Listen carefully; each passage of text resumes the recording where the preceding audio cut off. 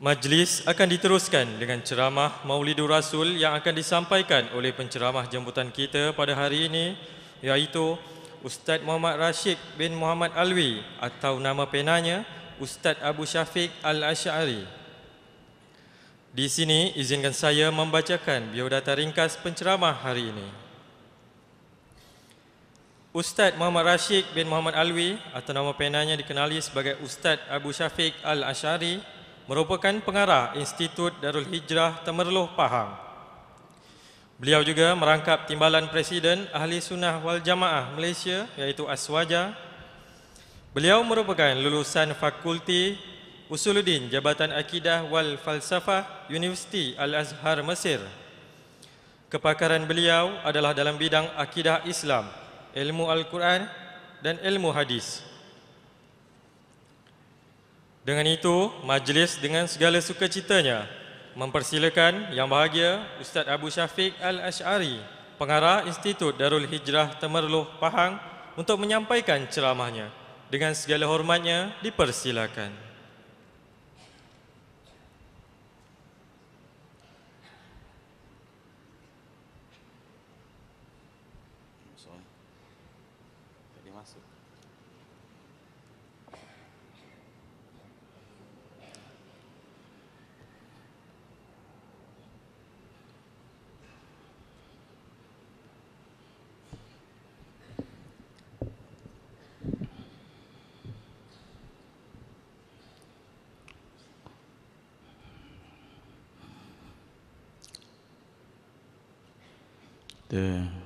Tak kat gambar lah. Masuk Facebook semua ada Facebook reality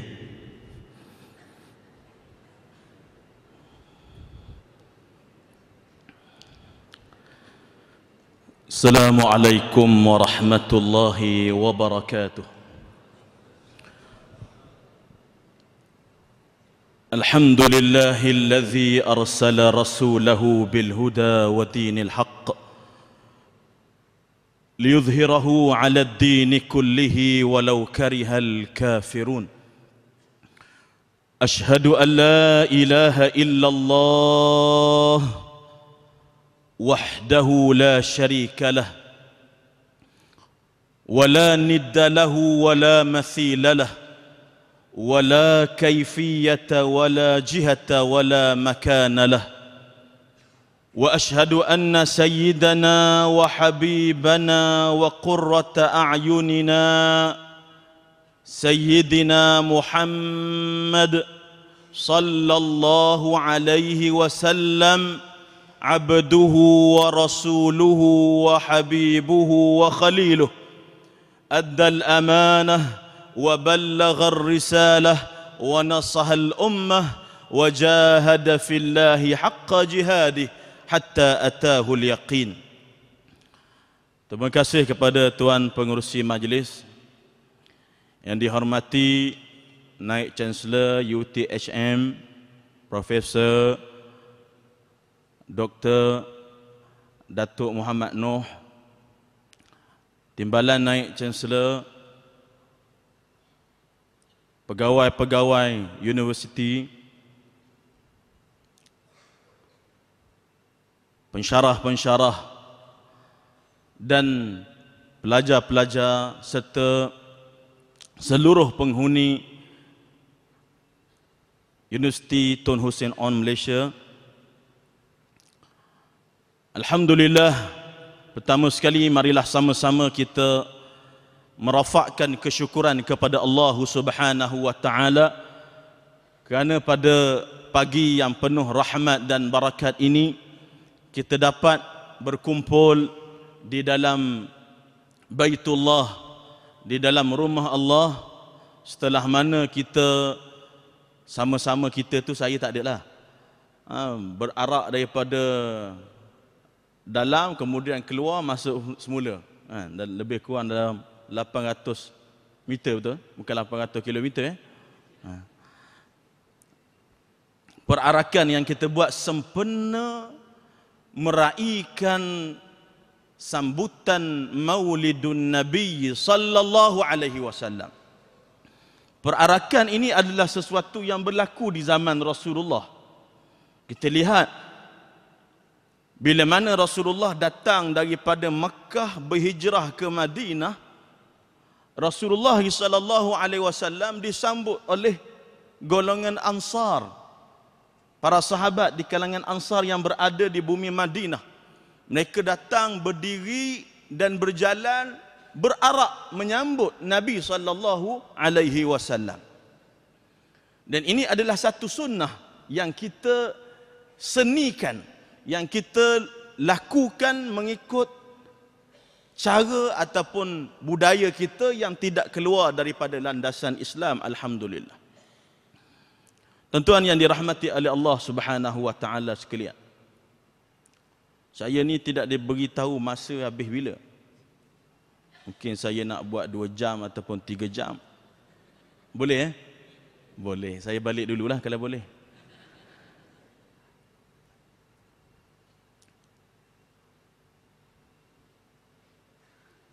Nabi SAW satu ketika ditanya, dalam Islam disunatkan puasa pada setiap minggu, iaitu pada hari Khamis dan pada hari Isnin. Lalu apabila ditanya kepada Nabi SAW mengapa disunatkan puasa pada hari Khamis, maka Nabi SAW menjawabnya, "Dzakal yaum turfa'ul a'malu ila sama." Pada hari Khamis, tuan-tuan, disunatkan berpuasa bagi umat Islam setiap minggu kerana pada hari Khamis amalan kita setiap minggu diangkat ke langit. Jadi aku suka sekiranya amalan aku ini, kata Rasulullah, diangkat dalam keadaan aku berpuasa. Itu dia. Dan puasanya adalah puasa sunnah. Kita hari ini ada yang tak puasa. Saya pun tak puasa juga. Tapi puasa sunat. Nak cerita kenapa disunatkan berpuasa? Kerana amalan kita diangkat ke langit pada hari Khamis. Dan diangkat ke langit itu kerana di langit adalah satu tempat yang penuh dengan rahmat dan barakat. Sebab di langit ini, tuan-tuan, dihuni oleh makhluk Allah Ta'ala yang paling banyak bilangan dia, paling ramai bilangannya. Kalau kita lihat pada titisan air hujan daripada mula-mula yang diturunkan sehinggalah pada akhir nanti sebelum hari qiyamah, titisan hujan itu, saya nak tanya, di universiti ini ada tak pelajar-pelajar kita pernah kira sekali turun hujan berapa titik? Ada yang pernah kira? Ada ke tak ada? Tak ada. Baguslah, sihatlah. Kalau dia kira tu dia kurang sihatlah. Terlalu banyak untuk dibandingkan titisan hujan itu dengan bilangan penghuni di langit. Ramai ataupun banyak lagi penghuni di langit. Siapa yang duduk di langit? Yang duduk di langit adalah malaikah. Manusia tempatnya di bumi, malaikat tempatnya adalah di langit. Dan naiknya amalan kita di tempat yang dihuni oleh orang ataupun makhluk Allah Ta'ala yang paling mulia, kerana untuk menunjukkan berkatnya kita melakukan ibadah itu setiap minggu amalan kita diangkat ke langit. Bukan kerana Allah Ta'ala duduk di langit. Tidak. Akidah ahli sunnah wal jamaah, akidah yang dibawa oleh Nabi SAW berkaitan dengan Tuhan, berkaitan dengan Allah. Allah Ta'ala tidak sama dengan makhluknya. Allah Ta'ala tidak serupa dengan mana-mana makhluknya. Allah Ta'ala bukan berada di satu tempat, 2 tempat, 3 tempat, atas, kanan, bawah, kiri, depan, belakang. Tidak.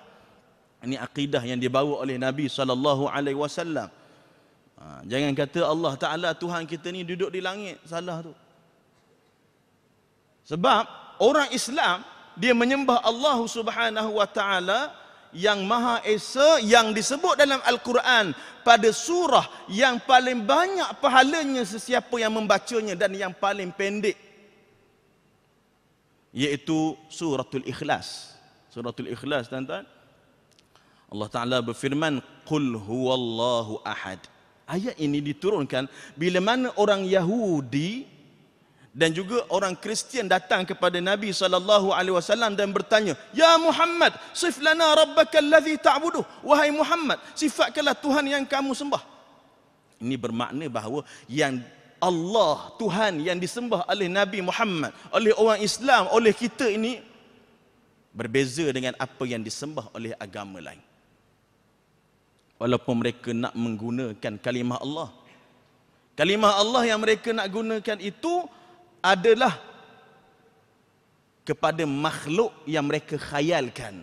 Mereka kata ada anak, diperanakkan, lalu dinamakan itu Allah. Itu tidak benar. Kerana Allah Ta'ala telah menyebut dalam Al-Quran, "Qul huwallahu ahad." Katakanlah wahai Muhammad, Allah Ta'ala itu esa.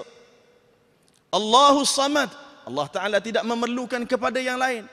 Lam yalid wa lam yulad. Allah Ta'ala tidak melahirkan dan tidak dilahirkan.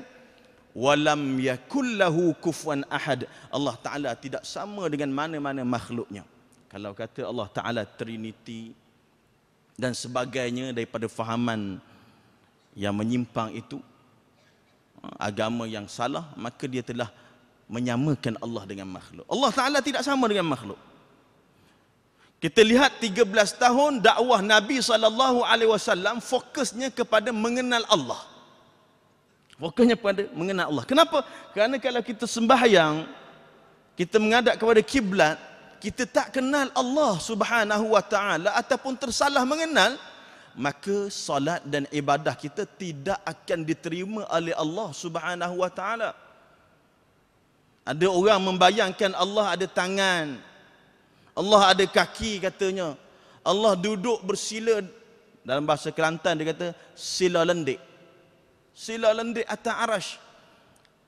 Allah duduk di langit. Ini fahaman akidah yang menyimpang daripada fahaman ahli sunnah wal jamaah yang dibawa oleh Nabi SAW. Sebab itulah ulama telah menyusun tentang akidah berkaitan dengan mengenal Allah Ta'ala ini supaya dihidupkan satu slogan, tuan-tuan. Pelajar-pelajar sekalian, supaya kita, saya rasa saya lebih suka berdiri. Boleh ya, Datuk? InsyaAllah. Tapi tak boleh nak cabut lah ni.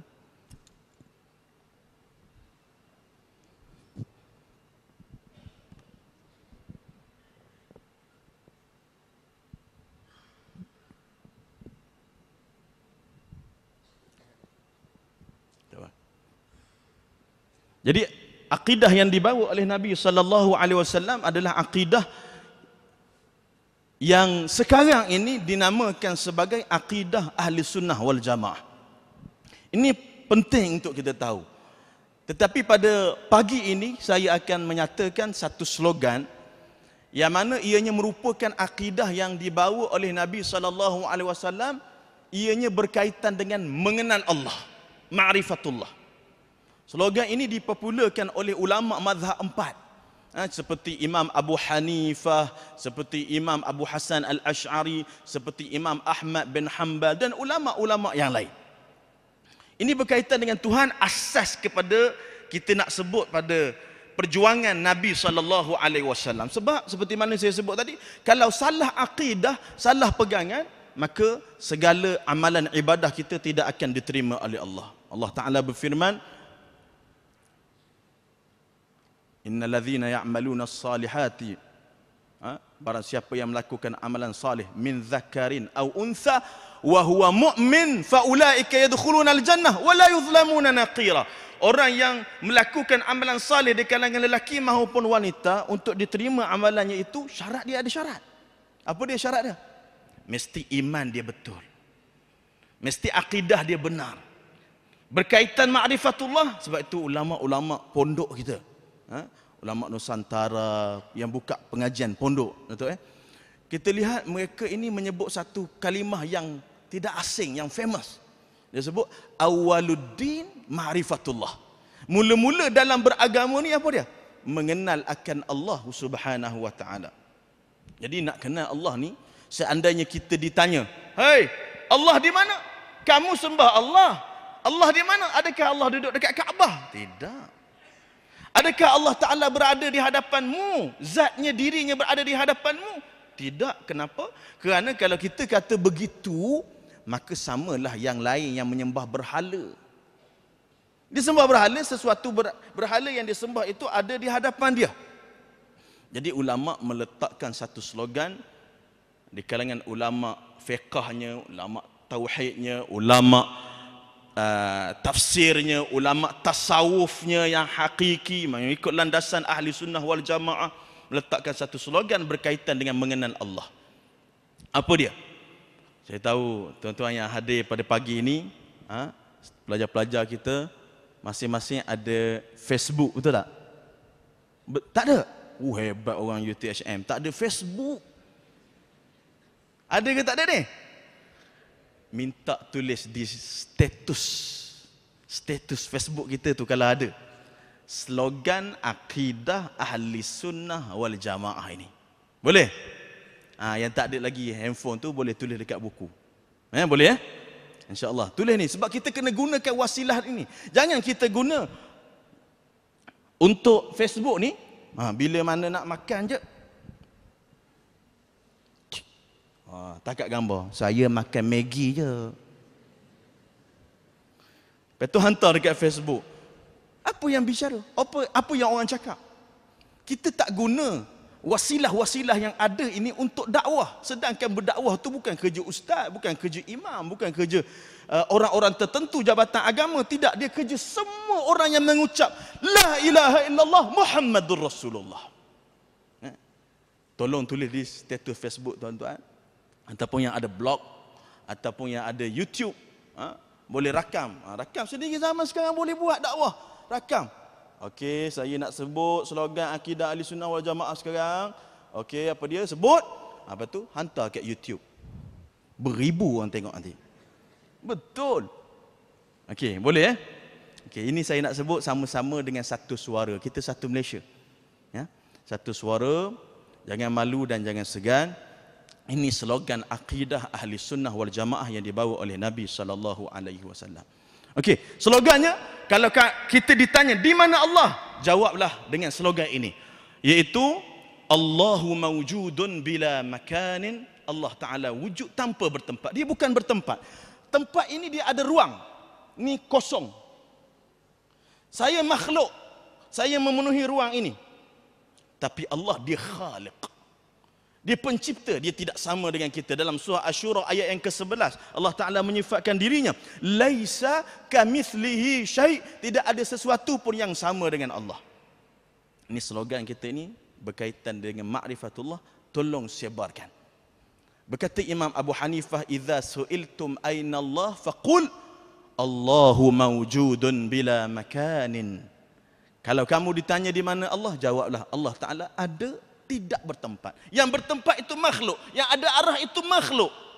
Tapi Allah Ta'ala dia telah sedia ada sebelum adanya alam ini, sebelum adanya tempat ini, sebelum adanya arash, sebelum adanya langit. Allah Ta'ala telah sedia ada. Jadi mawjudun bila makan. Ini akidah para sahabat. Ini akidah ulama salafus salih yang sebenar. Jadi kita sama-sama kita war-warkan slogan akidah ini, insya-Allah ada keberkatan dalam mempertahankan kalimah Allah, mempertahankan akidah Nabi sallallahu alaihi wasallam ini, insya-Allah. Satu suara boleh? Okey, jangan malu-malu Ke tak ada suara? Dah makan dah? Belum. Dah Okey. Sama-sama satu suara. Allahu. Nampak sangat tak makan lagi tu.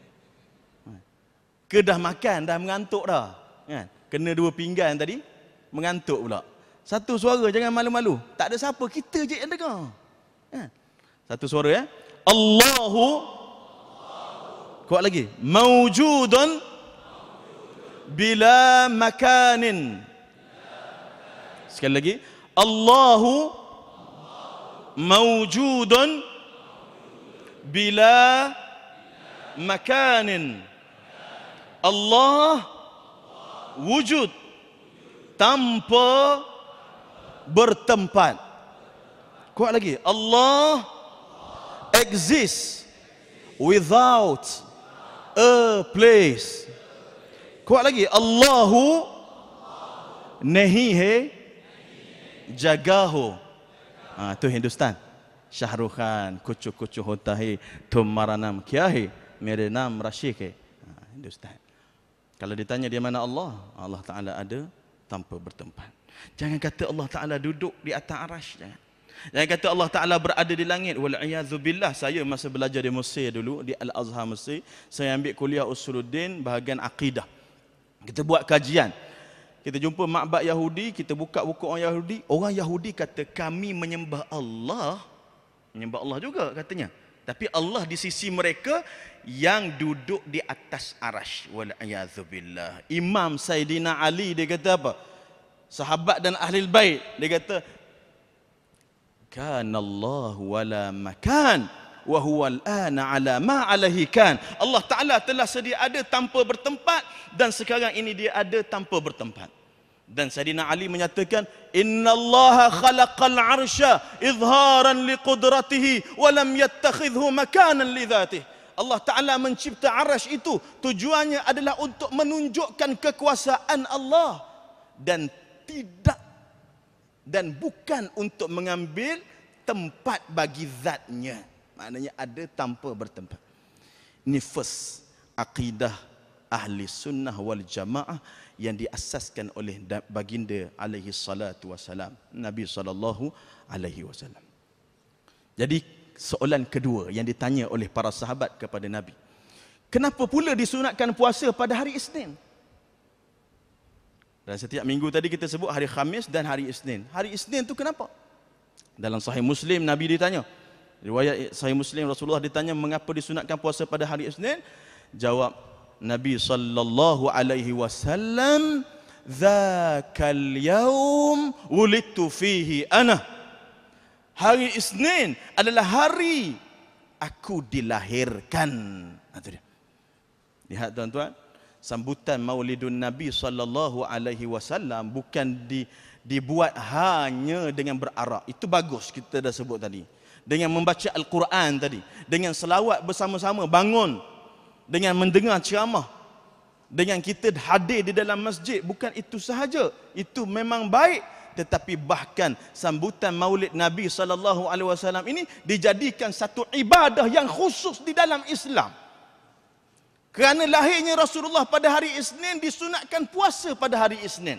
Bermakna bahawa tidak ada salahnya untuk kita menyambut Maulidun Nabi sallallahu alaihi wasallam. Tidak ada salahnya. Jangan terpedaya dengan fahaman-fahaman zaman sekarang. Saya sebut ya, pakai kita orang kata daripada hati ke hati. Jangan kita terpedaya dengan ajaran-ajaran yang menyimpang zaman sekarang. Terlalu banyak syiahnya. Fahaman yang kata zikir lepas salat bid'ah, kata dia. Talqin, dia kata apa? Talqin ni tak boleh ni.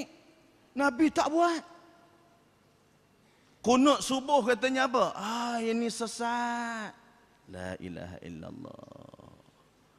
Kita buat Yasin malam Jumaat. Di sini ada buat tak? Ada? Bid'ah lah tu. Di sisi ajaran ni, jangan silap faham. Lagi kita buat apa? Kenduri arwah, kan? Kemudian azan solat Jumaat 2 kali, banyak. Katanya apa? Itu semua bid'ah, kata dia. Sambut Maulid ni pun bid'ah, selawat pun bid'ah, qasidah pun bid'ah. Ini ada qasidah? Tak ada qasidah? Ada? Ada, insya-Allah. Memuji Nabi SAW. Apa salah? Kalau di zaman Nabi SAW, seorang Habasyi, orang Habasyah daripada Ethiopia, datang kepada Nabi SAW, kemudian dia menari. Dia menari di hadapan Nabi, memuji Nabi. Ahmad Abdun Tayyib. Ada cara tarian dia lah. Nanti kita ajar nanti. Masuk kelas menari pula. Ahmad Abdun Tayyib. Ahmad Abdun Tayyib. Ahmad iaitu Rasulullah adalah hamba yang sangat baik. Puji Nabi. Apa salah kita berqasidah, apa salah kita berselawat ke atas Nabi SAW? Jadi jangan terpedaya dengan ajaran ni. Syiahnya, Wahabinya. Saya tahu di Johor ni sambutan Maulid Nabi ni adalah di antara yang paling meriah. Alhamdulillah.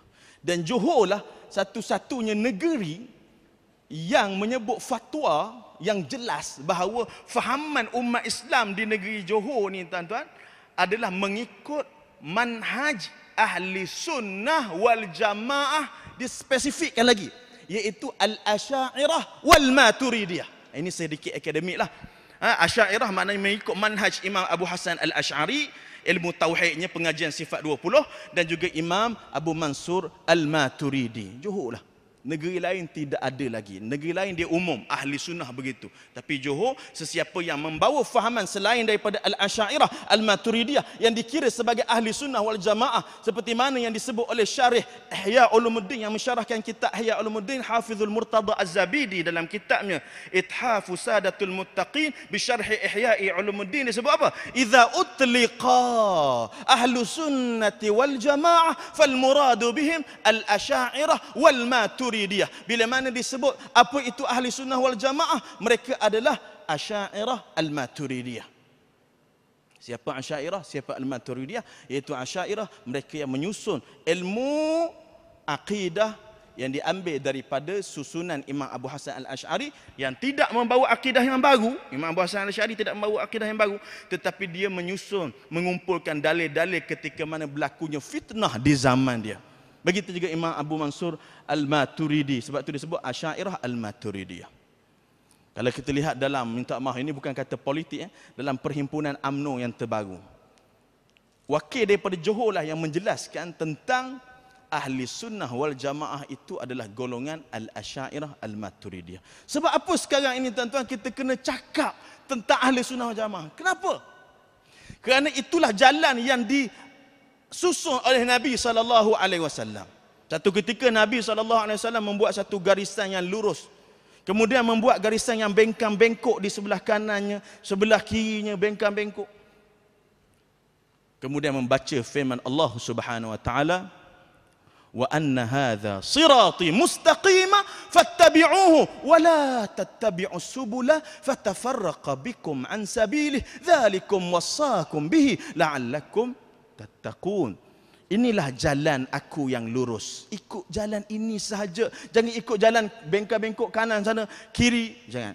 Ikut jalan yang benar. Siapa jalan itu? Manhaj ahli sunnah wal jamaah. Kita tidak mengkafirkan orang yang mengucap dua kalimah syahadah yang lain, tidak boleh. Selagi mana dia mengucap dua kalimah syahadah, kita tidak boleh mengkafirkannya. La nukaffir ahada min ahli al-qiblah bi dhanbin ma lam yastahillah. Tak boleh, kaedah dia macam itu. Tak boleh mengkafirkan orang yang mengucap dua kalimah syahadah dan sembahyang menghadap kepada kiblat. Tetapi kita mengatakan mereka yang mengucap dua kalimah syahadah membawa akidah yang songsang seperti Syiah dan sebagainya, mereka adalah golongan yang terkeluar daripada fahaman ahli sunnah wal jamaah. Ini yang pertama berkaitan dengan akidah. Kemudian tadi maknanya sambutan Maulid Nabi dijadikan satu ibadah di dalam Islam, alhamdulillah. Mari kita lihat apa pula pegangan akidah yang dibawa oleh para nabi sebelum Nabi Muhammad. Tuan-tuan, sejarah manusia, Nabi Adam alaihi salatu wasalam bersama dengan Sayyidatuna Hawa, Siti Hawa orang Melayu panggil kan, diturunkan daripada syurga. Siti Hawa diturunkan di Riyadh di Saudi tu. Ini mengikut tarikh sejarah pandangan ulama. Manakala Sayyidina Adam, Nabi Adam diturunkan di satu bumi di tanah India bernama Kashmir. Kashmir ni bumi yang sangat cantik, hijau. Siapa pernah pergi ke Kashmir, tentuan akan tertariklah dengan bumi Kashmir dan orang Kashmir. Orang Kashmir ni orang Hindustan, kan? Khuni syahida ringelaya patah kaparjam leheraya jago jago subuh we. Hindustan. Ini bukan nyanyi tau. Nanti orang kata ustaz nyanyi dalam masjid we. Ini nasyid. Rusini pasing hari he Hindu pelerza tarihe ab Kashmir ke parihe jago jago subuh. Waktu para mujahid di Kashmir mati disembelih, darah mereka mengalir di hadapan rumahmu, di waktu subuh kamu masih lagi lena dan tidur, jago. Jago ni maknanya bangun. Jago, jago, bangun, bangun. Subuh dah masuk. Ini subuh gajah setiap hari. Ni dia. Bila mana Nabi Adam diturunkan di tanah India, dikatakan di Kashmir, akhirnya ni cinta. Kita cerita pasal cinta. Cinta itu mula Nabi Adam mencari pasangannya. Mereka bertemu akhirnya Adam dan Hawa di satu jabal namanya Jabal Rahmah. Ada satu gunung, bukit tu Jabal Rahmah tu warna putih, ada batu tu. Biasa kalau kita pergi kat situ ada tulis Minah rempit, love mak rempit. Situ memang betul. Nabi Adam dan juga Siti Hawa bertemu di situ. Subhanallah. Kemudian mereka hidup dan mendapat anak yang ramai. Siti Hawa ni muslimat kita. Sayyidatuna Hawa, dia melahirkan anak yang sangat banyak.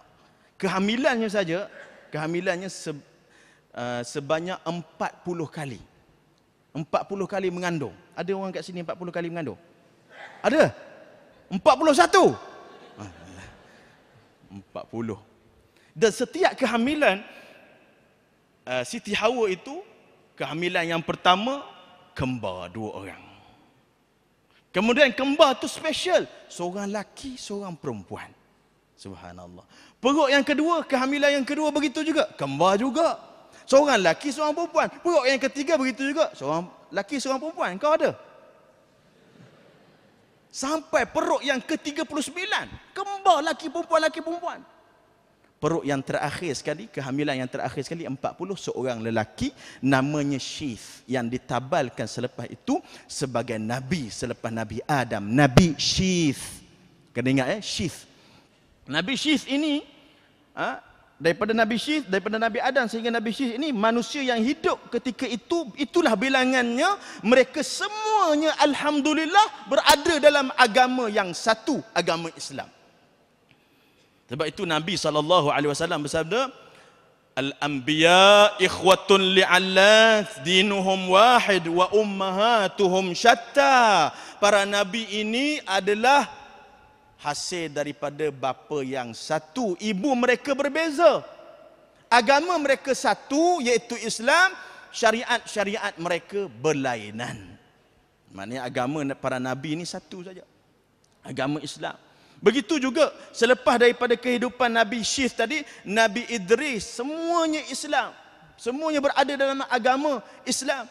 Sebab itu Allah Ta'ala berfirman, Inna ad-dina indallahil Islam. Sesungguhnya agama yang diredai oleh Allah Ta'ala hanyalah Islam. Dulu, sekarang, kini dan selamanya. Agama apa? Islam. Alhamdulillah. Dan kita berada, disebabkan Nabi Muhammad sallallahu alaihi wasallam ini, kita berada dalam hidayah Islam. Ini nikmat besar yang paling perlu kita rasa dalam diri, tuan-tuan. Paling besar nikmat Islam. Subhanallah. Apa-apa pun kata-kata di kalangan para sahabat, mereka akan kata, nikmat yang paling besar kami kecapi tidak lain dan tidak bukan Islam. Alhamdulillah, di atas agama yang dibawa oleh junjungan besar Nabi Muhammad sallallahu alaihi wasallam ini, alhamdulillah kita syukur berada dalam agama Islam. Alhamdulillah. Tuan-tuan, Sayyidina Umar,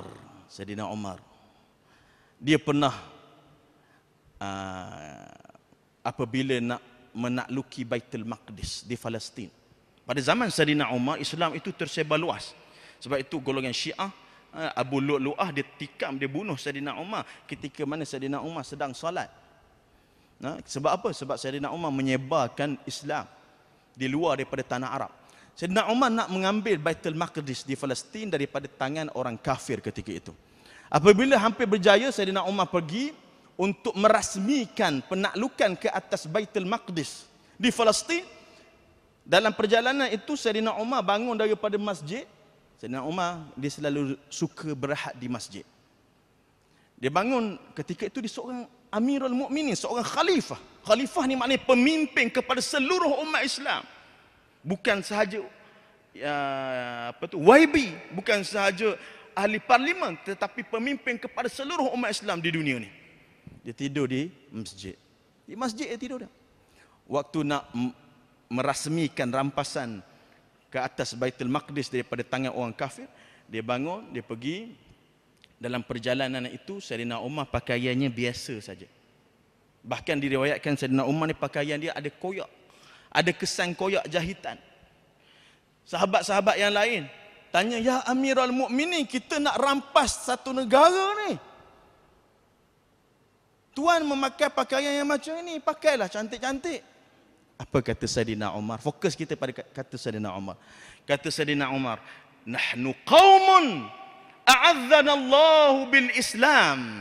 Mahma btaghaina ghairahu azzallana Allah."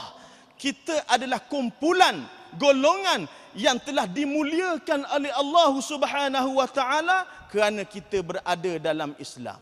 Kita mulia, tuan-tuan. Kita kena ingat ni. Islam ni telah mengangkat martabat kita. Mulia kita. Kalau kita pilih selain daripada Islam, kita akan hancur. Subhanallah. Bukan dengan pakaian, bukan dengan zahir, bukan dengan kehebatan dunia, bukan dengan rumah yang besar, kereta yang besar. Ada orang, subhanallah, kereta besar, rumah besar, cucu besar, anak besar, bini besar, besar belaka. Akhirnya tempat kita tu qamatan wa bastah. Qamah, berdirinya seorang yang mu'tadil, kemudian angkat tangan. Ini rumah kita.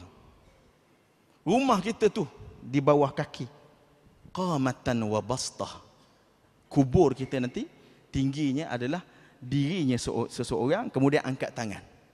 Angkat tangan begitu. Ini dalam rumah kita. Rumah kita yang hakiki. Rumah kita yang kita akan duduk di dalamnya selama-lamanya sampai berlaku hari qiyamah. Ni, kita duduk di mana? Bukan di sini, tapi di bawah. Siapa pun kita.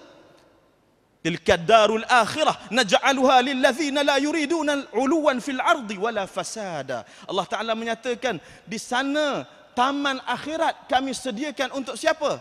Lil ladzina la yuriduna, iaitu orang yang tidak mahu takabbur di dunia, yang tak nak takabbur di dunia, tidak mahu sombong di dunia, untuk mereka akhirat. Wala tilka darul akhirah naj'aluha lil ladzina la yuriduna 'uluwan fil ardi wala fasada, dan tidak mahu menghancurkan dunia ini, mereka lah akan mendapat nikmat di hari akhirat kelak. Subhanallah. Sebab itu kita, apa-apa pun kita, ustaz ke, pendakwah ke, ulama ke, tokoh mana pun, kita sangat hina di sisi Allah Subhanahu wa taala kalau amalan kita ini kurang. Kita pergi ke kubur, tuan-tuan, kita nanti dihantar jenazah, kita dihantar ke kubur. Dihantarnya bersama apa? Kereta kita. Kemudian anak-anak kita. Kemudian amalan kita. 3 perkara. Bersama Nabi SAW menyatakan 3 perkara bersama kamu nak pergi ke kubur nanti. Apa dia? Harta kamu, ahli keluarga kamu, dan amalan kamu. Tapi bila dah masuk dalam kubur, kita telah dikambuskan, kita rasa kita kambus tu nanti. Kita kena kambus tu nanti, kita rasa. Sakit benda kita semua rasa. Orang je tak nampak. Anak kita pergi. Harta kita, kereta kita yang besar, Mercedes, BMW, apa lagi? Fortuner, Porsche, Audi, semua balik. Tinggallah kita bersama dengan amalan. Sebab tu dalam nasyid sebut apa? Hidup ini bagai lampu dinding yang dinyalakan di malam hari. Apabila minyak sudah kering, ia kan pasti padam sendiri. Itu dia. Ini kalah kemudian Raihan ni. Subhanallah, tuan-tuan, amalan kita ditinggalkan bersama dengan kita. Kalau amalan kita, ya Allah, sikit sangat, apa kita nak cakap? Sebab kubur ini, ruang kubur kita tu nanti, dia sama ada raudatun min riyadil jannah atau hufratun min hufarin niran. Sama ada dia taman di antara taman syurga ataupun dia adalah api di antara api neraka. Orang yang diazab dalam kubur, tulangnya adla'uhu takhtalifu adla'uhu, tulang rusuknya tercantum begitu dalam keadaan dia rasa. Saidina Umar tanya kepada Rasulullah, adakah mereka yang diazab dalam kubur itu merasai kesakitan? Rasulullah menyatakan, uqul mereka, akal mereka, otak mereka ni dikembalikan. Mereka rasa seperti mana mereka hidup. Azab itu semuanya dirasa di dalam kubur, tuan-tuan. Jadi kita kena rasa kalau kita mati ini apa telah kita sediakan.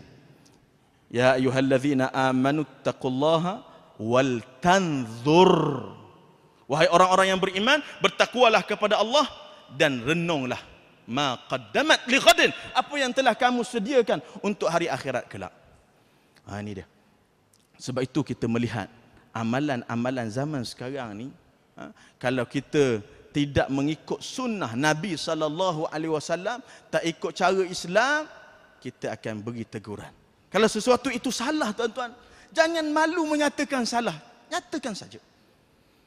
Apabila zaman akhir zaman, kata Rasulullah, seseorang itu malu nak menyatakan ini salah, dia malu, maka azab akan diumumkan kepada semua. Maknanya kalau kita lihat si ustaz buat maksiat, kita malu nak tegur dia ustaz. Maka ketika itu, tuan-tuan, bala akan diumumkan kepada semua. Sebab itu kita kena berhati-hati, kita kena beramal dengan amrul ma'ruf wa nahyi 'anil munkar, menggalakkan kepada yang baik dan mencegah segala yang mungkar. Okey. Perjuangan tadi kita lihat. Para nabi semuanya adalah beragama Islam. Tidak ada para nabi yang beragama selain daripada agama Islam. Nabi Muhammad sallallahu alaihi wasallam apabila meninggal dunia, 2 hari sebelum daripada itu, Rasulullah sangat menaklukkan ta'alluq hati dia kepada salat, kepada sembahyang. Sebab apa? Kerana sembahyang ini dia adalah sesuatu yang sangat membantu dalam segala amalan kita. Kalau kita fikirkan, kenapa di akhir hayat Nabi SAW, Rasulullah mewasiatkan satu perkara yang disebut as-salah, as-salah, as-salah. Kenapa? Sebab apa Nabi sebut as-salah? Biasanya kalau orang dah meninggal dunia dah, hampir kepada hayatnya, di akhir hayatnya, biasanya dia akan wasiatkan yang lebih penting. Kenapa Nabi tak sebut berzakatlah, bersedekahlah, tolonglah orang? Kenapa Nabi sebut as-salah, as-salah, as-salah? Kenapa? Sebab apa? Kerana kalau kita jaga salat ini, tuan-tuan, segala amalan kita yang lain insya-Allah terjaga. Sebab tu dalam Quran dijamin oleh Allah Subhanahu wa taala, innas salata tanha 'anil fahsya'i wal munkar. Sesungguhnya salat itu mencegah daripada keburukan dan kemungkaran. Sebab itu salat kita kena jaga. Jangan subuh kita tinggal, jangan. Nak tidur lepas subuh ke kalau hari cuti boleh lagi, tapi subuh itu kita kena bangun. Sebab apa? Kerana kalau kita waktu subuh itu tidak ada, andai kata tidak ada orang yang bangkit menunaikan ibadah kepada Allah Subhanahu wa taala, ataupun pada malamnya tidak ada yang bangun untuk bertahajud kepada Allah Subhanahu wa taala, kita bimbang-bimbang dunia kita ini akan diumumkan balanya kena pada semua. Sebab itulah jangan risau, tuan-tuan, kita tak ada harta sangat, kita tidak ada mal, tidak ada apa-apa kepunyaan diri kita. Mungkin seseorang pakcik tua di kampung-kampung hanya memiliki motor buruk je, brum, brum, brum. Dengan motor itulah dia pergi ke masjid, dia menunaikan solat tahajud di masjid. Dengan sekadar yang kita ada, pakaian yang tak berapa cantik, dengan apa yang kita miliki kekurangan duniawi, tetapi tetap kita bangun di tengah malam untuk melakukan ibadah kepada Allah Subhanahu wa taala. Itu sangat penting. Sebab apa? Kerana Nabi SAW menyatakan, sekiranya kamu nak masuk syurga dengan selamat, salatlah ketika mana orang tidur. Iaitu pada tengah malam. Biasanya orang tidur. Wan nasu niyam. Kamu bangunlah, ambil wuduk untuk ibadah kepada Allah Subhanahu wa taala ketika itu. Sangat mustajab doa kita kepada Allah taala. Allah taala menyatakan dalam banyak, Nabi SAW menyatakan seperti mana dalam hadis riwayat Imam Muslim, Imamul Bukhari, ketika mana thuluthul lail malaikat turun. Malaikat turun di langit dunia ni. 1/3 malam malaikat turun untuk mendengar siapa di kalangan hambanya yang merintis memohon keampunan. Ya Allah, ampunkanlah dosaku. Ya Allah, perbanyakkanlah hartaku, berkatkanlah harta aku. Doalah apa-apa ketika itu, insya-Allah Allah Taala akan makbulkan. Tapi syarat dia. Ada syarat dia. Apa dia? Iman, akidah, tauhid dia benar. Kalau salah maka tidak akan diterima oleh Allah Subhanahu wa taala. Saya nak bawa satu kisah, tuan-tuan. Kisah ini yang realiti berlaku, yang menceritakan tentang menghormati antara satu sama lain. Nabi SAW menyatakan dalam Sahih Bukhari, innama bu'ithtu liutammima makarimal akhlaq. Aku diutuskan, kata Rasulullah, antara yang paling pertama sekali, yang paling utama adalah apa dia? Iaitu untuk menyempurnakan akhlak yang mulia. Akhlak yang mulia ini, tuan-tuan, dia terlahir daripada sifat menghormati orang lain. Itu sangat penting. Menghormati yang muda, menghormati yang tua menghormati yang muda, majikan menghormati pekerjanya, pekerjanya menghormati majikan, semua orang menghormati antara satu sama lain. Ini diajar dalam Islam. Kita lihat, bila menghormati orang lain, untuk kita buat jahat kepada orang lain, kita akan berfikir 1000 kali. Kalau kita lihat di South Africa ataupun di negara Zimbabwe apa? Di sana, manusia di sana yang tidak beragama Islam, kebanyakan mereka menghadapi satu krisis, masalah. Apa dia masalah dia? Iaitu bila mana berlaku aksiden, kemalangan, jadi perlukan darah.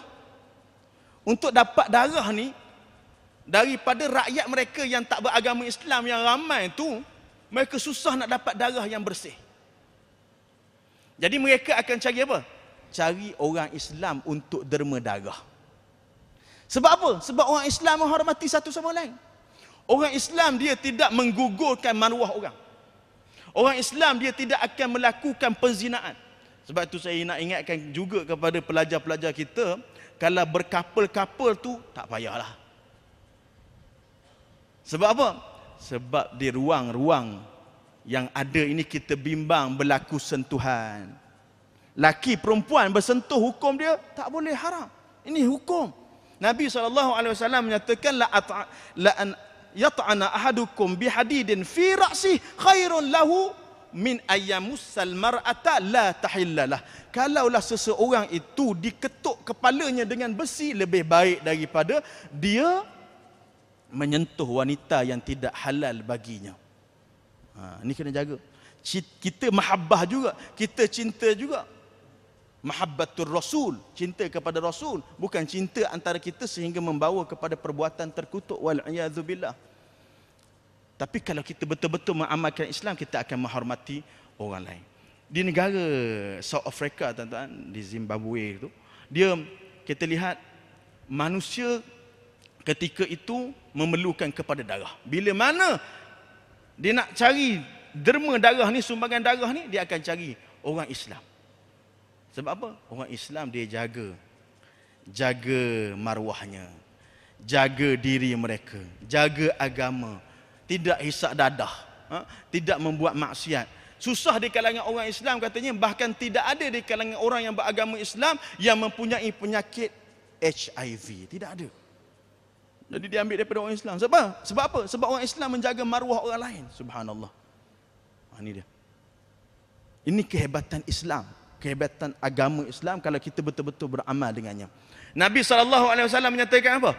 Man la yarham, la yurham. Siapa yang tidak merahmati orang lain, maka dia tidak akan dirahmati, tidak akan dihormati oleh orang lain. Kita kena hormat antara satu sama lain. Ini penting. Terutama kalau pelajar, minta maaf. Kebanyakan kita pelajar, betul? Betul? Di belakang sana. Kena hormat paling sebesar-besar hormat kepada ibu dan bapa kita. Kerana ibu dan bapa kita banyak dah menghabiskan segala-galanya untuk kita. Saya baru ni, saya ceramah di Selangor. Ceramah tu antara Maghrib dan Isyak. Ramailah orang, alhamdulillah. Waktu kita nak lepas selesai daripada solat Isyak tu, kita buat selawat lah, bersalam kan.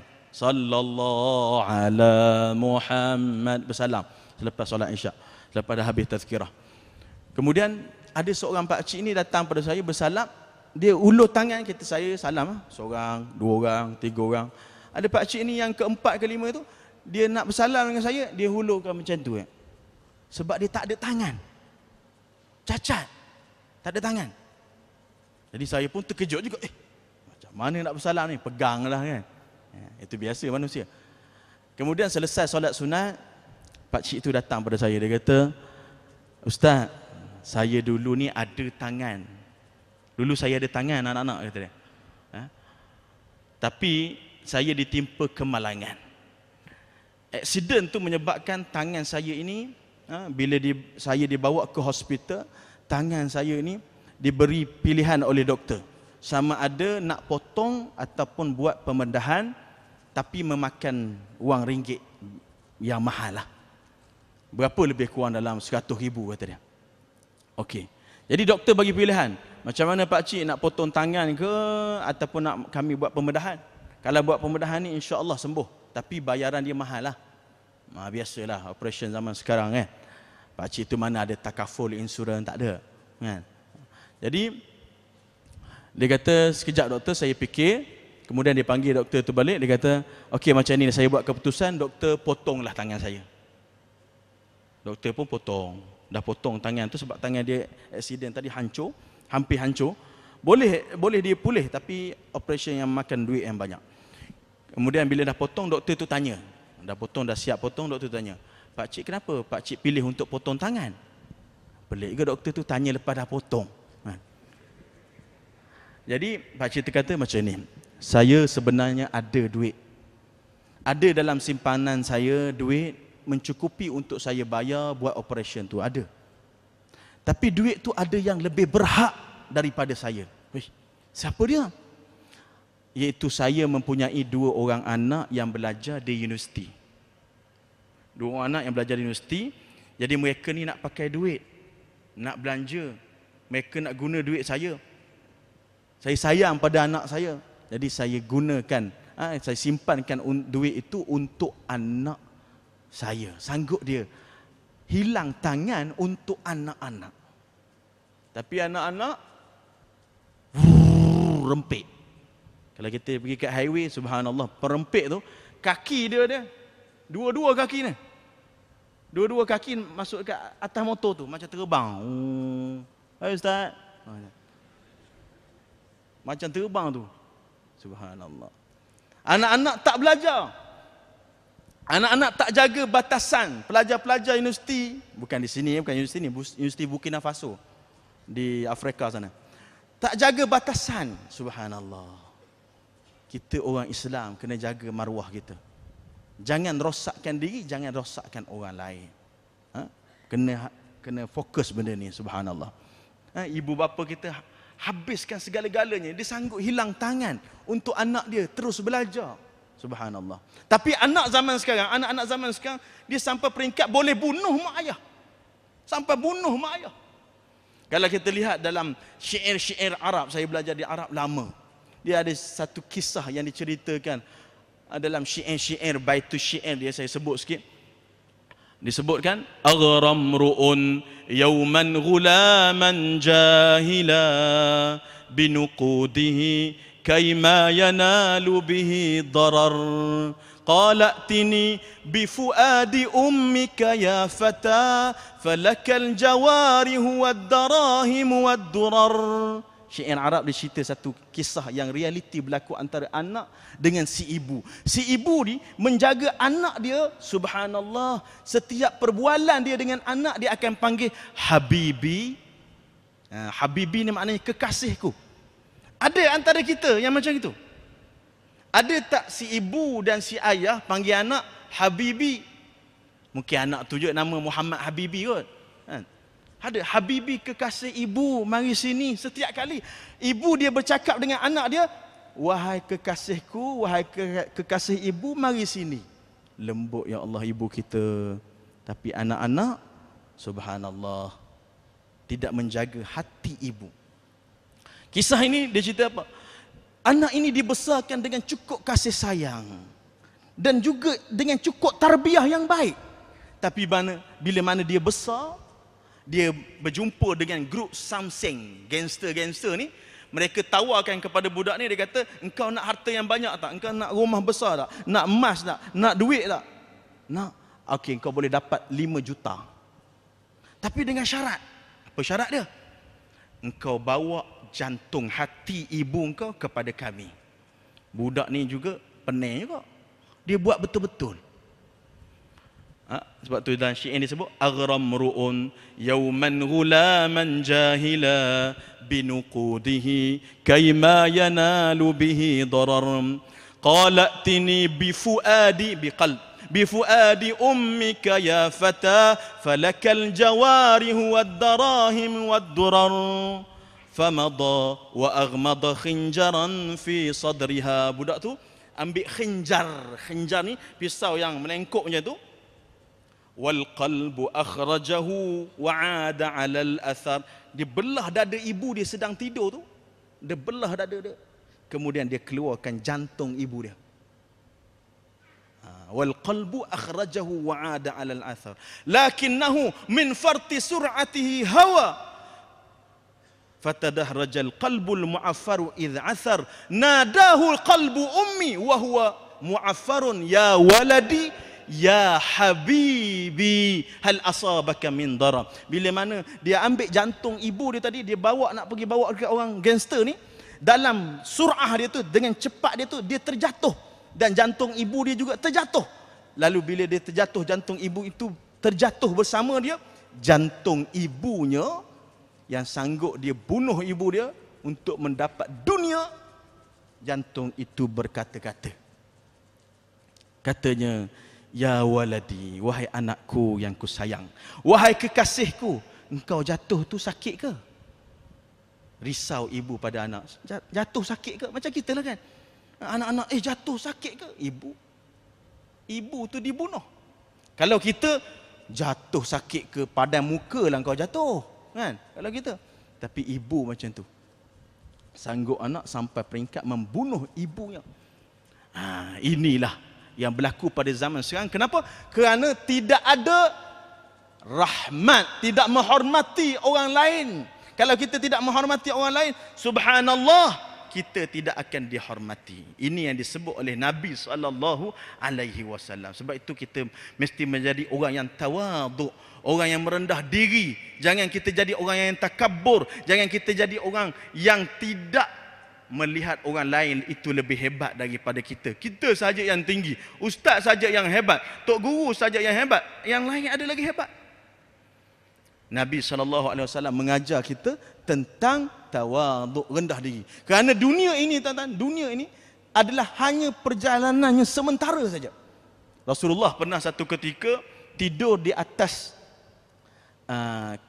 tikar yang keras, pelepah kurma, berbekas belakang Rasulullah tu. Kemudian Saidina Umar masuk dalam rumah Rasulullah dan lihat Rasulullah berbekas merah belakang Rasulullah. Kemudian Saidina Umar yang terkenal dengan ketegasannya. Saidina Umar yang terkenal bila mana dia lalu dalam satu perjalanan, jalan itu tidak akan dilalui oleh syaitan. Saidina Umar yang terkenal bila mana lalu dia berjalan di kalangan orang kafir yang memerangi umat Islam, orang kafir yang kuat ketika itu, dia datang, dia beritahu, aku dah Islam, kau nak buat apa? Saidina Umar seorang yang tegas, yang hebat. Tetapi bila mana dia melihat Nabi SAW tidur di atas tikar yang keras, zuhud hidupnya, maka menitis air mata Saidina Umar. Rasulullah bangun, Rasulullah tengok, ya Umar, ma yubkika ya Umar, wahai Umar, apa yang menyebabkan kamu menangis? Maka Saidina Umar menyatakan, ya Rasulullah, Malikal Habasyah wa Malikal Harmus, Raja Habasyah, Raja Hormuz, mereka tidur di atas tilam yang empuk, yang selesa, subhanallah. Tapi engkau Rasulullah, engkau kekasih Allah, engkau tidur di atas tikar yang keras. Sedih dia melihat Rasulullah begitu. Yang kita nak fokus, apa yang Rasulullah jawab. Rasulullah kata, ya Umar, mali wa mali dunya wa mali dunya wa mali, innama ana karakibin istadhalla tahta syajarah thumma raha fatarakaha. Wahai Umar, kita dengan dunia ni tidak ada apa-apa tuan. Tidak ada apa-apa. Dunia dengan kita pun tidak ada apa-apa perjanjian. Kita ini ibarat dengan dunia ini seperti penunggang yang naik tunggangan, naik kenderaan, naik kuda, berteduh sebentar di padang pasir bawah pokok pohon, itu diibarat sebagai dunia, kemudian pergi meninggalkan pohon tersebut. Begitulah kita akan meninggalkan dunia ini. Hidup ini biar kita zuhud. Zuhud ni bukan maknanya pakai buruk. Ya Allah, ustaz baju dia kotornya, kopiah dia hitam, tepi-tepi ni hitam, bau busuk. Itu bukan zuhud, itu pengotor. Jangan silap makna zuhud. Zuhud ni maknanya apa? Walaupun dia duduk di rumah yang selesa, kereta yang selesa, tetapi hatinya tidak tertakluk kepada dunia, tidak tertakluk kepada cinta dunia. Tak, cintanya adalah hunak di akhirat kelak. Rasulullah pernah satu ketika, kita banyak cerita pasal hadis Nabi, sebab kita cerita pasal Nabi SAW. Satu ketika Rasulullah keluar daripada kota Madinah, pergi bertamu di rumah seorang lelaki. Kemudian lelaki itu pun hidanglah, tetamu besar datang. Rasulullah bersama dengan 2-3 orang para sahabat, Abu Musa al-Ash'ari. Kemudian dihidang makan. Lepas dah hidang makan tu, Rasulullah rahat sekejap. Kemudian Rasulullah nak keluar daripada rumah tu, nak balik ke Madinah. Sebelum Rasulullah pulang, Rasulullah kata kepada tuan rumah tu, "Idza ji'tal Madinata fa'tina." Kalau kamu datang ke Madinah, datang kepada saya, kata Rasulullah. Ini biasa macam kita lah. Tetamu, kita ada tetamu, kemudian tetamu tu bila nak keluar, dia akan kata, kalau datang ke Johor ni, datang rumah saya ustaz ya. Itu biasa, dipanggil mukafaah. Rasulullah sebutnya tu. Mukafaah maknanya kalau kamu datang ke Madinah, kamu datang ke rumah saya. Beberapa hari selang daripada itu, lelaki tadi tuan rumah datang ke Madinah, ke bumi Madinah. Sampai di situ dia terus jumpa dengan Rasulullah SAW. Kemudian Rasulullah nampak dia, ini yang kita bertamu di rumah dia. Lalu Rasulullah menyatakan dengan satu perkataan. Rasulullah sebut, salni ay utlub minni. Wahai lelaki, mintalah apa sahaja daripada aku. Apa sahaja. Sahabat Nabi yang duduk di kalangan Rasulullah ni, di majlis Rasulullah ni, sahabat Nabi tengok, para sahabat ramai tengok Rasulullah beri peluang untuk lelaki itu minta apa sahaja. Para sahabat yabdzuluna anfusahum lillah wa li rasulih. Mereka telah menjual dunia mereka, anak keluarga mereka untuk Allah dan Rasulnya. Tiba-tiba Rasulullah buka peluang pada seorang lelaki ini, mintalah apa-apa engkau nak, aku bagi. Sahabat Nabi yang berjuang dengan Nabi SAW terkejut dengan peluang yang dibuka oleh Rasulullah kepada lelaki tu. Terkejut peluang tu. Rasulullah ni wahyu. Kalau Rasulullah kata kamu masuk syurga, masuk syurga. Tu kita kena faham. Mubasyirin bil jannah. Ini masuk syurga, ni masuk syurga, ni masuk api neraka. Itu wahyu. Kata Rasulullah, wa ma yantiqu anil hawa in huwa illa wahyun yuha. Allah Taala menyatakan kata-kata Rasulullah adalah wahyu yang diturunkan, bukan daripada hawa nafsu. Bila Rasulullah buka peluang kepada lelaki itu untuk bertanya, meminta apa sahaja aku akan tunaikan, ini peluang yang besar, tidak pernah dibuka peluang itu kepada para sahabat. Tapi malangnya lelaki itu kata apa? Okeylah, saya minta as'aluka naqatan ahlubuha wa baitan anamu fihi. Aku minta unta-unta dan rumah yang besar. Unta-unta dan kambing-kambing ternakan dan rumah yang besar. Minta daripada Rasulullah. Semua sahabat pelik. Bila dah dibuka peluang untuk meminta apa sahaja Rasulullah bagi, mintalah benda yang hebat. Ini minta unta. Minta rumah buat apa? Ada lagi lebih hebat. Lalu Rasulullah terdiam sebentar dan menyatakan, A'ajistum an takuna ka'ajuzin Bani Israel. Adakah kamu semua, Rasulullah tak fokus pada lelaki tu, Rasulullah buat umum, adakah kamu semua sangat lemah untuk dibandingkan dengan seorang wanita Bani Israel? Kemudian sahabat tanya, ya Rasulullah, wa ma ajuzum Bani Israel? Apa cerita perempuan Bani Israel ni? Rasulullah membawa satu kisah. Rasulullah cerita kisah ni. Rasulullah menyatakan, pada zaman Nabi Musa bersama dengan pengikutnya nak keluar daripada satu kampung, satu qaryah. Apabila mereka nak keluar daripada kampung itu, waktu siang hujan akan turun dengan lebat. Esoklah pula, nak keluar esok pula, bila tiba-tiba debu yang berterbangan, ada sahaja halangan-halangan mereka keluar daripada kampung mereka bersama dengan Nabi Musa. Subhanallah. Kemudian Nabi Musa kata, mungkin ada sesuatu yang kamu berjanji. Mereka kata, ya, kami pernah berjanji bahawa kami berjanji dengan Nabi Yusuf tidak akan keluar daripada perkampungan ini kecuali kami membawa tulang Nabi Yusuf bersama kami. Ini perjanjian kami dengan Nabi Yusuf, Nabi yang sebelum daripada Nabi Musa. Kemudian Nabi Musa tanya, mana kubur Nabi Yusuf? Kita nak ambil tulang dia. Mereka kata, kami tak tahu. Tak tahu pula. Seorang je tahu, seorang wanita Bani Israel. Tanya dia. Lalu Nabi Musa pun pergi dekat wanita tu dan bertanya, wahai makcik, mana kubur Nabi Yusuf? Perempuan ini pun buat mukafaah juga. Dia kata, boleh saya bagi tahu tapi dengan satu syarat. Apa dia syarat dia? Syaratnya engkau tunaikan permintaan aku. Tunaikan permintaan aku. Apa permintaanmu? Aku akan tunaikan. Dia kata, perempuan tu minta dengan Nabi Musa, dia kata, wahai Nabi Musa, as'aluka murafaqataka fil jannah. Aku minta supaya aku masuk syurga bersamamu. Boleh? Boleh ke tidak? Aku nak masuk syurga bersama dengan kamu.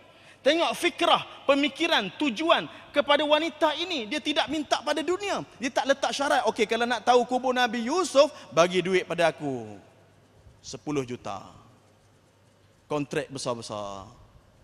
Kereta besar-besar. Tak ada.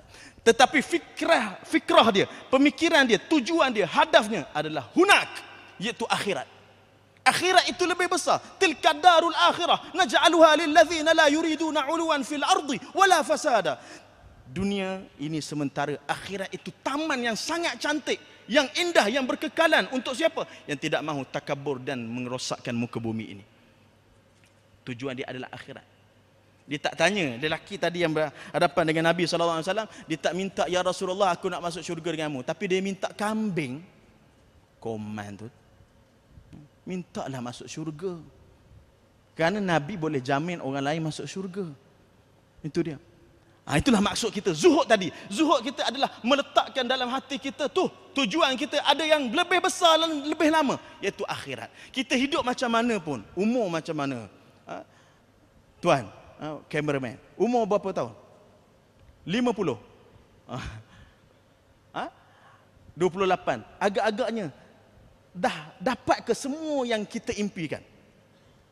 Umur daripada 1 hari sampai 28, agak-agaknya kita dah dapat semua yang kita impikan. Ada dapat semua? Belum lagi. Siapa yang pernah dapat apa semua yang dia impikan? Ada di kalangan muslimat? Ada. Semua kita begitu. Kita sentiasa kurang mendapat apa yang kita impikan. Sebab itu kalau kita impikan akhirat, itu subhanallah impian yang sangat besar, dan kita melalui jalan Nabi SAW. Jadi itu perlu kepada zuhud. Nabi SAW menyatakan apa?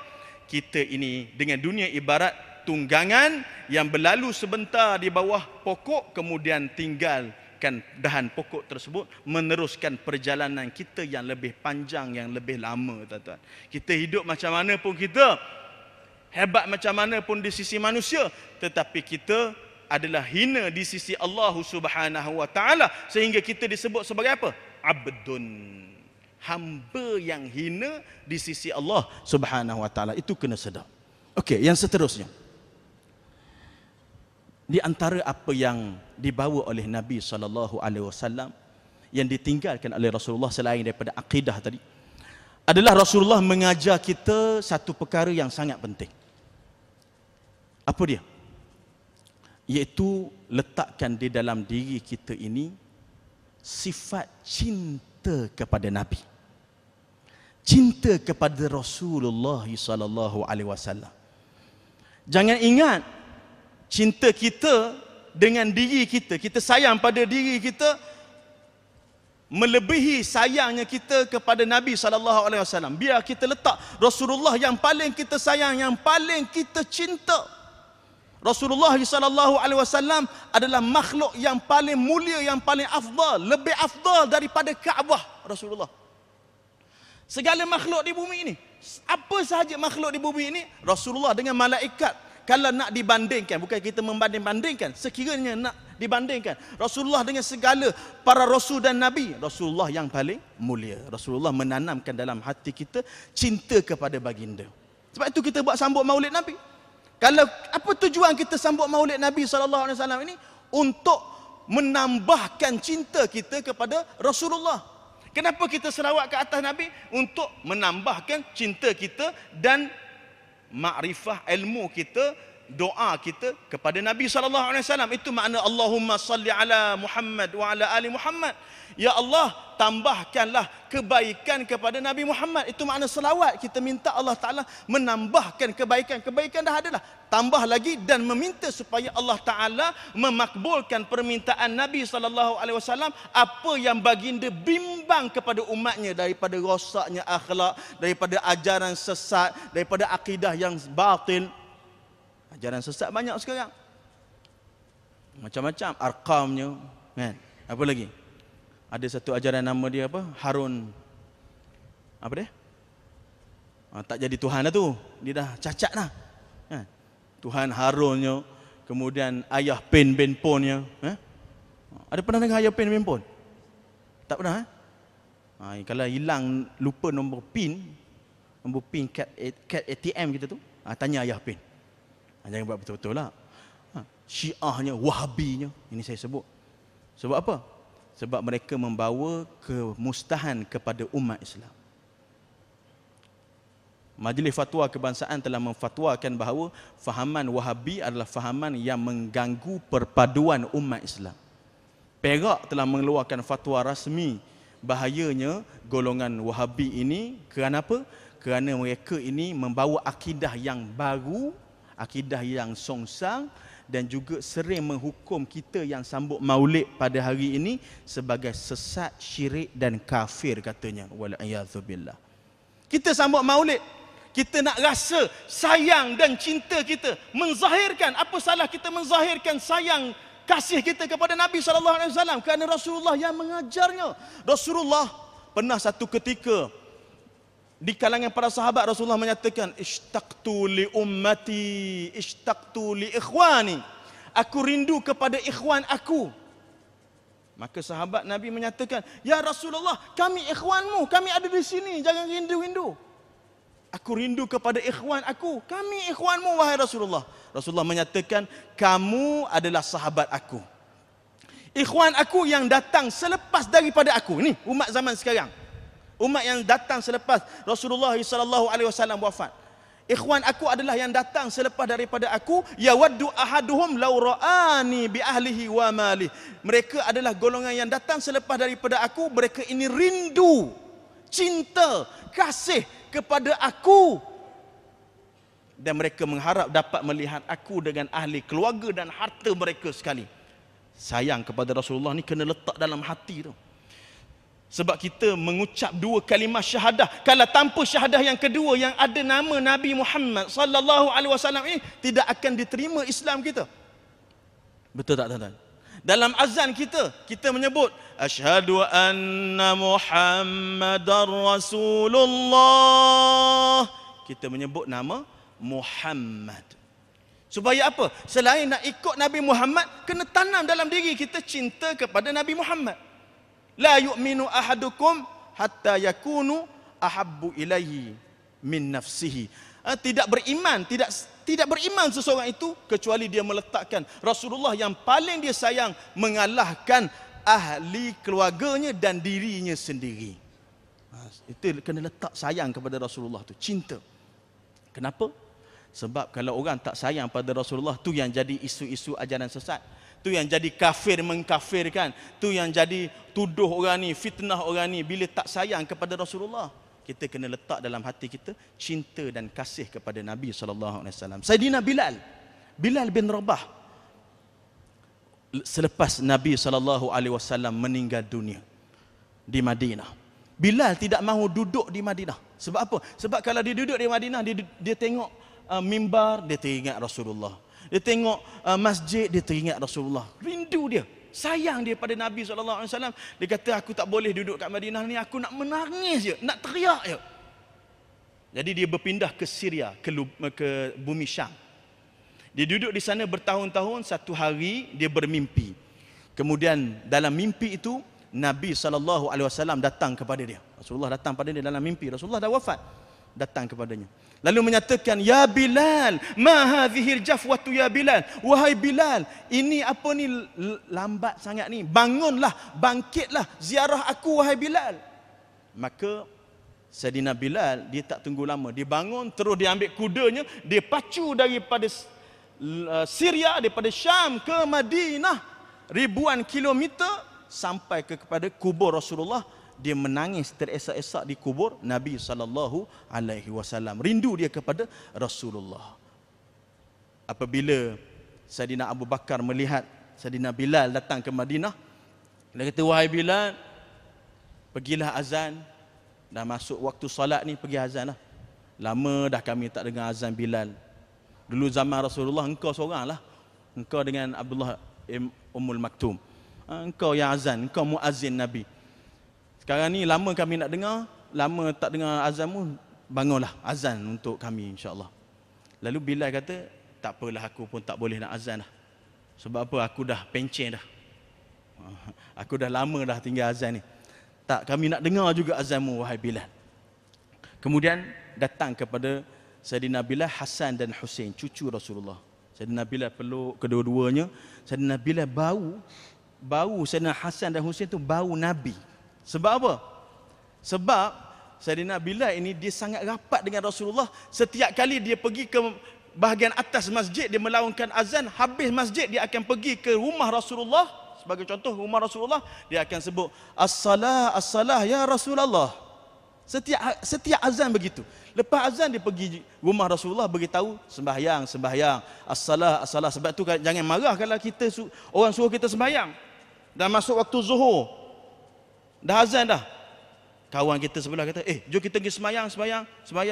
Apa ni, aku dah kerja. Jangan marah. Orang ingatkan kepada kita. Nabi pun diingatkan untuk solat oleh Bilal. Lalu apabila waktu itu Bilal diminta oleh Saidina Abu Bakar untuk melaungkan azan, dia naik ke mimbar ataupun ke menara itu, dia melaungkan azan. Allahu Akbar. Allahu Akbar. Habislah azan. Dia kata 50 minit lagi. 5 minit. Sikit lagi habis kisah Bilal ni, kita habis.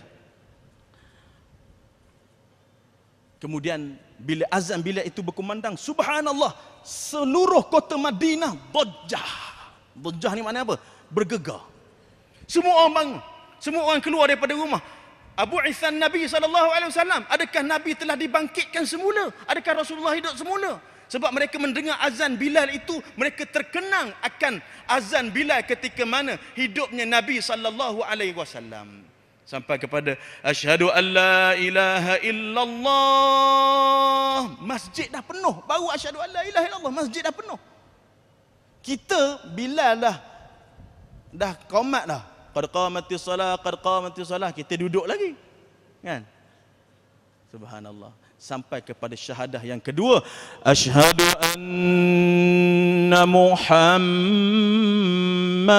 Rasulullah. Sayyidina Bilal tidak mampu untuk meneruskan azannya sebab ada nama Nabi SAW. Menangis dia teresak-esak kerana cinta dan sayang kepada Rasulullah SAW. Jadi kita kena letak, tuan-tuan, sayang, kasih kita kepada Nabi SAW dengan pelbagai cara. Rasulullah tidak meninggalkan kepada kita hanya Quran dan hadis. Itu sudah pasti nombor satu, Quran dan hadis kita kena amalkan. Rasulullah juga tinggalkan kepada kita kesan-kesan yang boleh kita ambil berkat daripadanya. Ada. Tapi malangnya kalau di Mekah, rumah Rasulullah dihancurkan. Kesan-kesan Nabi SAW dihancurkan. Ini ada agenda-agenda supaya kita jauh dengan Nabi SAW. Subhanallah. Kita kena letak cinta kita kepada Nabi dengan pelbagai cara. Sambut maulid. Saya hari ini sebenarnya saya ada tetamu daripada ulama berketurunan Rasulullah. Dia membawa rambut Rasulullah. Tapi dia berada sekarang ini di Kelantan, semalam di Kuala Lumpur. Dia membawa rambut Rasulullah yang dijaga secara sanad yang sahih. Rambut Rasulullah ni kita boleh buat apa? Apa untung dia? Jangan jual. Rambut Rasulullah tak boleh dijual beli. Rambut Rasulullah ni biasanya dibuat ubat. Dicelup di dalam air. Kemudian air itu diminum. Imam Ahmad, kena ingat ini. Imam Ahmad bin Hanbal, bila orang sakit, dia ada simpan rambut Rasulullah SAW. Dia akan ambil rambut Rasulullah tu, dia celup dalam air, dia bagi orang minum. Alhamdulillah, sembuh orang itu dengan izin Allah. Keberkatan Nabi tu kena faham. Keberkatan. Kita pun ada air, UTHM. Ni ada. Tak ada dah air dah. Ni air UTHM. Tu ada botol tu. Tu yang diangkat oleh Prof. UTHM. Air itu contohnya kita ambil. Boleh bagi kepada saya.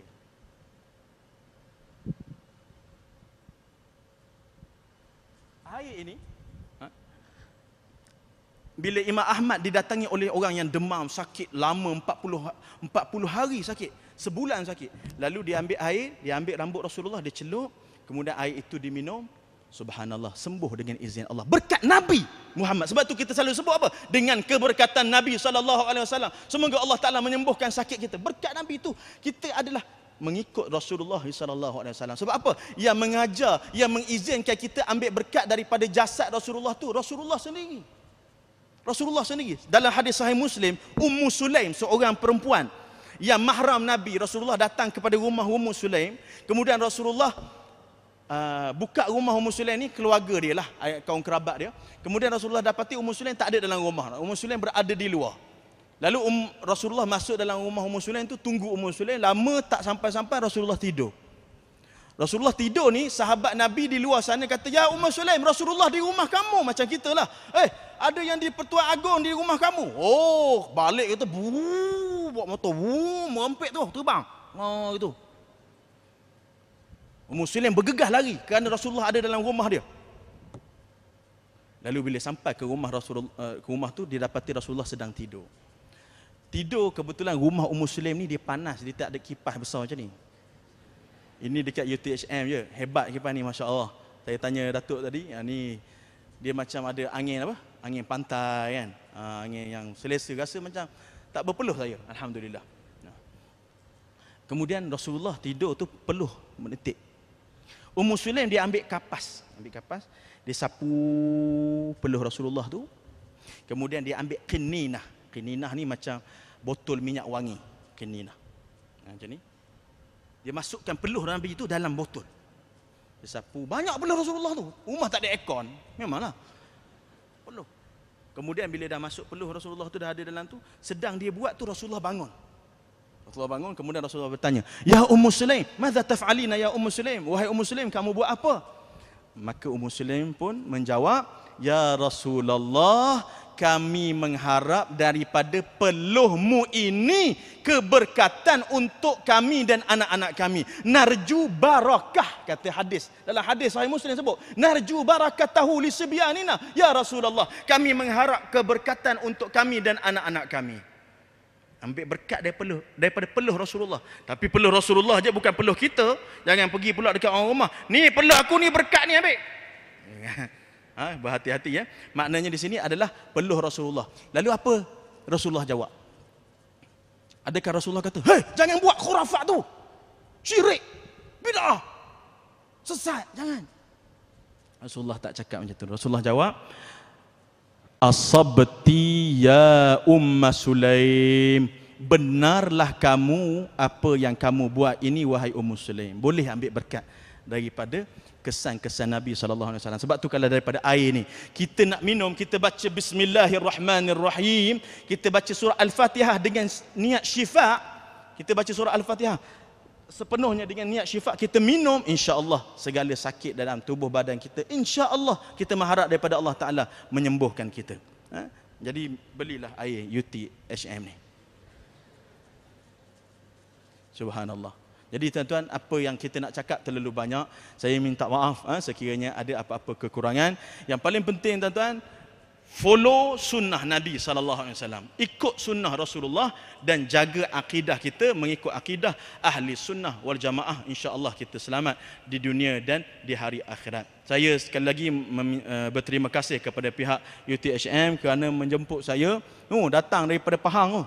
Datang ke sini, berapa jam perjalanan, alhamdulillah persediaan yang mantap, yang bagus, yang hadir pun masya-Allah, kehadiran yang hebat pada pagi ini tidak lain dan tidak bukan untuk kita meraihkan junjungan besar Nabi Muhammad sallallahu alaihi wasallam. Kita mengharap dengan kita buat majlis macam gini menjadi timbangan yang berat di mizan akhirat nanti. Di timbangan hari akhirat kelak nanti adalah, ada buat majlis maulid dapat pahala, alhamdulillah, insya-Allah tuan-tuan. Jadi saya mohon kemaafan juga kepada Naib Chancellor sekiranya saya ada terkasar bahasa, dan juga pada prof-prof, kepada hadirin dan hadirat yang dirahmati oleh Allah Subhanahu wa taala.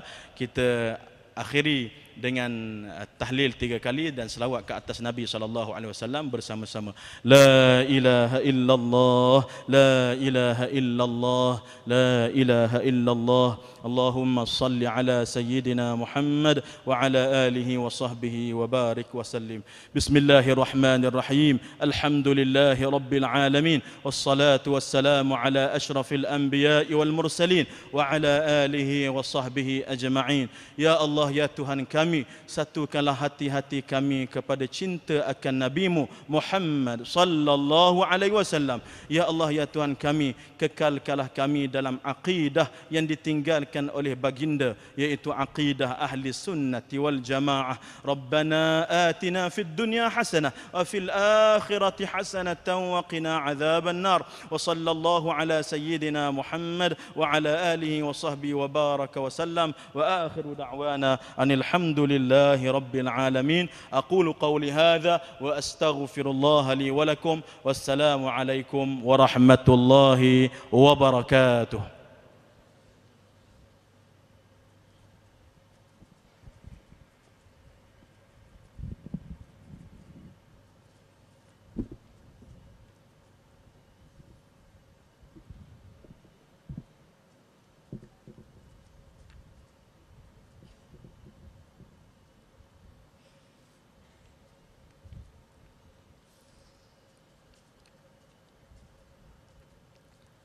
Terima kasih diucapkan kepada Yang Bahagia Ustaz Abu Syafiq Al-Asyari di atas penyampaian ceramah sebentar tadi. Seterusnya, majlis dengan ini menjemput dan mempersilakan Yang Bahagia Profesor Datuk Dr. Muhammad Noh Daliman, Naib Chancellor Universiti Tun Hussein of Malaysia, dengan diiringi Ustaz Haji Baharudin bin Yaman, Ketua Pusat Islam, untuk menyampaikan cenderahati kepada Yang Berbahagia Ustaz Abu Syafiq Al-Asyari sebagai tanda penghargaan di atas kesediaan beliau menyampaikan ceramah pada hari ini. Dipersilakan.